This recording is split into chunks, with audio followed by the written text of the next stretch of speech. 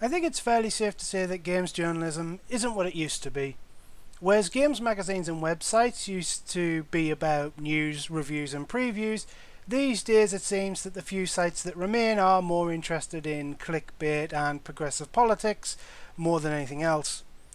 Most games coverage nowadays seems to come from YouTubers, who often seem to use games as a means of comedy rather than news, reviews and previews. So what happened? It would be easy to simply say Gamergate, but explaining what Gamergate was, the events leading up to it, and why gaming journalism died will be the point of this video. Pre-internet. Before the internet was widely popular, there was only a few ways of getting gaming news. First of all was word of mouth, which was unreliable and stereotypically came from some kid who would claim that their uncle worked at Nintendo. Then there was TV. Shows dedicated to gaming were few and far between, and often cringeworthy. Sure, people have fond memories of Games Master and Cybernet, but who has fond memories of Gamezville? People only watched them because there was little in terms of gaming related TV. Finally, there were magazines. For about £3 to £5 a month, you could buy a games magazine. Not only did it have reviews, but also news, previews, and even cheats and guides for certain games. Remember, this was before the internet was commonplace, and Google didn't even exist. So if you were stuck on a game, you were stuck. People have fond memories of gaming magazines of days past. They were not only informative, but entertaining as well. I still remember a caption that said, "The Kabuki Joe effect. No character can be taken seriously if he resembles Ronald McDonald." But games magazines were far from perfect. Even as early as 1995, there were articles making fun of and hand-wringing about corruption in the industry. The concept was fairly simple. A publisher would give a games magazine exclusive early access to a game in exchange for a good review. This was a win-win situation for both parties. The publisher would get a positive review and thus more sales, and the magazine would get a boost in sales by having a review of a highly anticipated game before everybody else. The problem was, what if the game was bad or even just average? Well, they have options. One was to simply give the game a positive review, but magazines might want to be careful not to do this too much. They need people to actually buy their magazines after all, so theoretically they don't want to betray their readers' trust too much or else lose money in the long run. Another option is to try and compromise. Give the game a score that's high enough not to offend the publisher, but low enough that readers won't buy it. This is one possible reason why so many gamers and reviewers consider 7 out of 10 to be a bad score, because so many magazines and websites give bad or mediocre games 7 out of 10 that it became an established shorthand for not worth your time. I think it's worth pointing out at this point that the way games were bought and played was very different back then. It's not like today where people would pre-order games or buy them day one. Usually the only time you would get a game was as a Christmas or birthday present, and the occasional second-hand game from car boot sales. Rentals were also big back then. It was fairly common for families to pop around the local Blockbuster or Global Video on a Friday to rent a game for the weekend. Some magazines even had discs on the cover with demos and trailers. You could take that however you want. That magazines were pointless, or that magazines couldn't get away with lying because most people would rent it or try the demo first anyway. But even if the magazine completely destroyed their readers' trust, there wasn't really any way for readers to express that. Sure, they could send letters to the magazine, but the editor is unlikely to put those letters in the magazine itself. This would change once the internet became popular, but at the time this was how it was. Internet upstarts and scandals. As cheap, reliable, high-speed internet became more common, gaming websites started to appear. At first they were given little respect. After all, anyone with a website could start posting half-arsed opinions, but it didn't take long for some of these websites to gain a following and for publishers to start paying attention. Making matters worse for the magazines, internet gaming news was free and up to the minute. No more buying a magazine for all news once a month. True, there were advertisements, which at the time consisted of simple banner ads, but magazines had ads too. Around 2004, the first major online game review scandal happened. Two magazines published reviews for Driver 3 giving it 9 out of 10, despite the game being a broken mess. Unlike in the past, the internet had gotten popular enough that readers took to the forums in droves to complain about the reviews. Mass deletions took place, and generally the whole thing was a bit of a mess. This scandal was not an isolated incident. As time went on, more and more suspicious reviews started to appear, this time on big name sites. Metal Gear Solid 4, Mass Effect 3, Dragon Age 2 and others just kept happening. The most famous was likely Gamergate. Jeff Gerstmann was a reviewer at GameSpot. He reviewed the Xbox 360 game Kane and Lynch Dead Men, which at the time had adverts all over the site. Jeff gave the game a 6 out of 10 and was fired shortly after his review. It would later be revealed that Kane and Lynch was the straw that broke the camel's back, as management caved to pressure from publishers unhappy with the poor reviews Jeff gave their games. Or at least were reviews that were under his editorial supervision. Mass Effect 3 was another famous scandal. Once again, IGN had a large number of adverts on the site, and even one of the site's staff appeared in the game. The game was given a good review despite fans hating the game, especially the ending. In response, IGN attacked their own readers, putting out a video rant in which they called gamers entitled and defended anti-consumer business practices. These two examples demonstrate that websites fell for the same corporate bribes that magazines had fell for in the past, and thus having the same problems that come with them. The difference was the internet gave the readers a voice. In the case of IGN, the press not only caved to publisher demands but went the extra mile in attacking gamers. If they don't cave to publisher demands, then the reviewer risks being fired and their sites blacklisted, meaning no early review copies, no event invites, and generally get a hard time. But it could be argued that publishers aren't who these sites have to appease, but the readers. Exclusive access to games before release and invitations to fancy events mean nothing if no one is reading the site in the first place. But regardless of which option they chose, the game's press was already on a course that would result in its own death. Clickbait and social justice.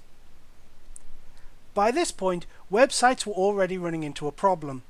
Whether you blame falling ad revenue due to ad blockers, changing audience tastes, the rising bandwidth costs due to fancy-looking websites and high-definition video, or even simple greed, whatever the case, delivering the game's news wasn't enough. Now clickbait and journalism was the order of the day. Why spend all day verifying stories and gathering information when you can post press releases verbatim? Or better yet, why not copy-paste someone else's news and claim it as your own? I mean, sure, they did all the work, but now it's publicly available information, so it's fair game, right? This seemed to be the attitude of the game's press. Low-effort articles that seemed to stress quantity over quality, and eye-catching titles with little content of worth. In a sense, these sites had become video game tabloids. And to a degree, some of this makes sense. A trade or enthusiast press is going to cover pretty much the same content, and most of that content is going to be official information. It's not as if you're meeting contacts in dark alleyways in order to get the scoop on when the next Call of Duty is released. But at the same time, a lot of this stuff can feel like lazy filler. Kind of like 24-hour rolling news filling its airtime with nonsense because most of the time, not much is happening. Part of this might be competition and oversized companies. While what I'm going to say might not be strictly true, it seemed like most of the sites back in the day started out as just a few guys who wanted to write about games before eventually getting bought out by multinational media companies. Hi, I'm Alex Navaro, assistant editor here at GameSpot. Any kid raised in the 90s knows that selling out was one of the worst things you could do, portraying not just your work but everything you stand for in the name of money. Another aspect was social justice. Hipsters were being made fun of as early as 2008, but they really hit the mainstream around 2012 or so.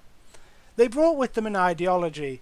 On the surface it was a movement about equality, but the deeper you went, the more crazy it got, until you ended up with people complaining that air conditioning is sexist, or that they got post-traumatic stress disorder from people disagreeing with them on Twitter. On its own, having a political opinion wouldn't really be a problem, but this activism started to infest the reviews themselves. You'd be watching or reading a review about a game when suddenly they'd say something like, "Unfortunately, the character around whom this story revolves is a frustrating one. A tale like this needs a strong hero at its center, and Aya comes across as far too weak to support the story. Aya is one part action hero, one part submissive sex object, and it's a combination that doesn't work in the game's favor." With some games even being docked points for failing to adhere to their brand of activism. Gamers who were not happy with this were branded as bigots. The news also took a hit. Long settled debates and controversies were dug up and presented as if they were new. Stuff like "our game's art" were revived with a social justice spin. Journalists who once opposed ridiculous claims like "games turn people into killers" leapt onto the bandwagon claiming "games turn people into misogynists." Truth was sacrificed in the name of activism. It was as if these journalists wanted to be seen as intellectuals but were unwilling to do any of the work, reading or thinking that title implies. All of this was compounded by the general ineptitude in not just the writing but the gameplay itself, with journalists seemingly unwilling, or perhaps even unable, to play games beyond a basic level. All of this pointed to the games press losing touch with their audience at best, and at worst actively hating gamers, gaming in their chosen career. A career that many gamers would love to have. After all, who wouldn't like to play games all day, have a platform to write about them, meet the creators of their favourite games and get paid for doing so? Game journalists, apparently. As gaming websites were dropping in popularity, gaming YouTube channels were gaining in popularity. At first, YouTubers were dismissed by the press and publishers, since any random arsehole with a capture card could post half-arsed opinions onto YouTube. You could see where this is going. Eventually, they got so popular that publishers started taking notice. Making matters worse for the websites, YouTube offered video of the game being played instead of just text, screenshots and maybe a trailer, all without having to wade through clickbait, copy-pasted press releases and thinly veiled political activism to find out if a game was any good. Some tried to change with the times and go with this new format, but few were successful. Oh hey kiddies, it's your old friend, the Jetterheaders, and I'm here to play Plants vs. Zombies Garden Warfare. Let's go kill some fucking cons, right? Then Gamergate happened. Gamergate. A no-name indie developer had seemed to get a disproportionate amount of coverage and hype by the game's press, despite her game almost universally being considered bad. When it was revealed that she had an affair with a games journalist who not only wrote about her, but was also in the game's credits, people cried foul. So far, just another review scandal to add to the pile. However, what was different this time was the mass censorship of discussion. Almost every major game site banned discussion outright. Even sites like 4chan and Reddit banned discussion of it. One site that did talk about it had their entire website pulled down by their web host, who wouldn't restore the site unless they removed the story. But why now? None of the previous scandals had seen anything close to this level of mass censorship. Some individual forums might have banned discussion, sure, but almost all websites, even ones that didn't focus on gaming, were banning discussion of this. People soon discovered why. This affair was a loose thread that, when pulled, caused the patchwork quilt of game journalism corruption to unravel. Rigged award shows, devs and journalists backing each other on Patreon, and other dirty laundry was found. In response, many of these supposedly competing sites all put articles out on the same day with the same basic message, that gamers were dead, with one article calling gamers obtuse shitslingers, wailing hyperconsumers, and childish internet arguers that don't know how to dress or behave. Then the bombshell dropped, the reveal of Game Journal Pro, a secret mailing list where journalists from supposedly rival sites would collude to decide what stories to cover, how to cover them, and even blacklist people they didn't like. You'd think at this point the games press would come clean, make amends, and start the long process of rebuilding trust. You'd think that, but they didn't. Instead, they kept doubling down and doing it more, unable to keep their hand out of the till no matter how many times they were caught, and using their connections in the mainstream media to report their side of the story. Ultimately, some of the sites shut down, others attempted to reform, but even those continued to bleed readers and revenue. Some journalists were fired or quit, but they didn't stay jobless for long, bouncing between different sites and publications before disappearing into obscurity. Why games journalism died? Now it's time to answer the question, why did games journalism die? Well, I think ultimately the cause of death was suicide. Suicide caused by cynicism and apathy, but still suicide. See, doing your hobby as a job is kind of like having your favourite food for every meal. Sure, it might sound great at first, but sooner or later you're going to get sick of it, especially when you have to eat even when you're not hungry. I think this is why so many old journalists, and even some developers, are so cynical, jaded, and even resentful in extreme cases. At some point, they lost sight about why they wanted to do this to begin with. What's tragic about this is that it all seems so unnecessary. I don't own a major gaming news site, so maybe I'm wrong, but it seems to me that all they had to do was provide the news and reviews in plain text, maybe with a screenshot or video where appropriate. Something like that doesn't sound that expensive or difficult, but few sites are doing that outside of extremely niche subject matter. Likewise, people claim that no one reads written reviews anymore. I know I don't, but I like to think that's because there are no written reviews that I trust about games I'm interested in. It's something that people like me do for free as a hobby. There do exist YouTubers that make video reviews full time, so that's another option they could have gone for. At the time of recording, gaming websites are dying a slow death, just like games magazines before them. And while YouTubers mostly seem safe from corruption now, there's some shady stuff that's starting to seep in. Maybe it's a cycle, but for now, gaming journalism is dying. And while you could point fingers at this or that, I think the main cause was themselves, their egos, and their corruption. To end this video, I'm going to play a clip from a GameSpot documentary about E3 2005. In the clip, they talk about the origins of GameSpot and their principles.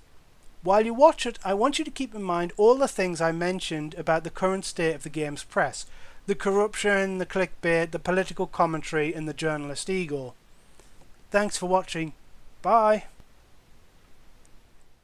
The three guys that started GameSpot are Vince Brody, Pete Deemer, and John Epstein. They could see the future. They could see that online was going to kill print at some point. They kind of got tired of the print world, as I understand it, and decided to kind of venture off into their own to start a video game website.